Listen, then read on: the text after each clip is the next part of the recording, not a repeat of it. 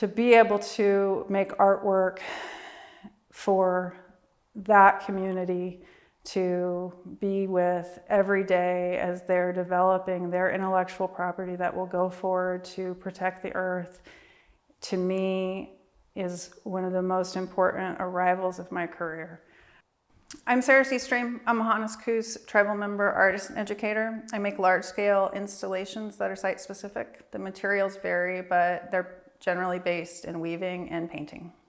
Conceptually, I am contending with ecological and social justice as an intersection point for the making. So I'm experiencing the world as a bicentennial baby, female Gen X person. So I came of age in America at kind of an amazing time after Roe Wade, after major strides in civil rights and the gay movement and ecological justice movements, and at a time where the oppressed have more power than they ever have.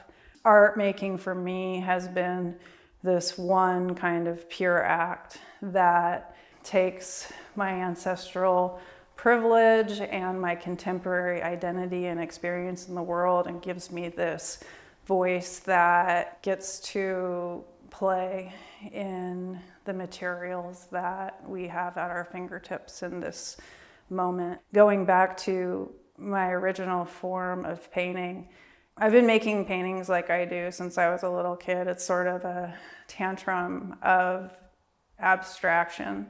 It's really based in gesture, the gesture of my body, the physicality of my body, and working out emotional crisis or ecstasy in play with color and texture and gravity and viscosity. In my training, it became really important to develop a way to speak about what was going on in the studio. And that's where I developed a kind of language to take this, what I think of as a prayer state, into some kind of conversation so people outside of my body could understand how it is or what it is that I'm doing. The kind of metaphor that I use to talk about that is nature and natural systems. So life comes from rhythm. So a rhythmic event happens, and over the energy that's kind of generated through time and that rhythm, life either comes forward or eventually it falls apart. So you see it in reproduction, but it's also in the way plants grow and how the seasons work and how the ocean and the moon are related. So everything has to do with kind of a system and repetition and rhythm. So I'm going to deconstruct the painting Night Flyers for you. There's a lot about what this painting is that's really exciting, and there's a place in my career that I'm at right now that this is a great painting to deconstruct because it's a real arrival. Night Flyers was a commission for the Werner Center at PSU. So I'm a PSU, Portland State University alumni. I did my undergraduate work there. I came out with a studio arts and Bachelor of Science degree. I studied geology and art.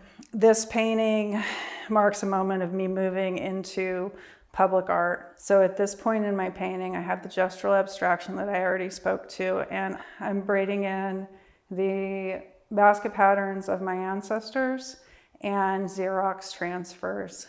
So in this piece, I chose the geese pattern. So the geese pattern is arrows that go in one direction, north, and arrows that go in the other direction, south.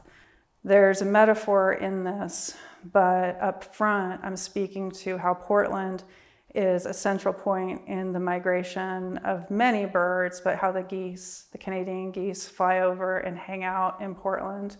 Even though there's this crazy city and all the things that are going on, they still just do their thing, going over us, coming and going. The political metaphor that I'm speaking to, and that also goes into a city college, is the Indigenous tradition, political tradition of welcoming outsiders into community as treasured and celebrated guests. And at a city college like PSU, Portland State University, We have students from all over the world coming here to work with us and each other. And we need that kind of intellectual property and that kind of gift that families from all over the world are willing to send their precious family to us to work with us.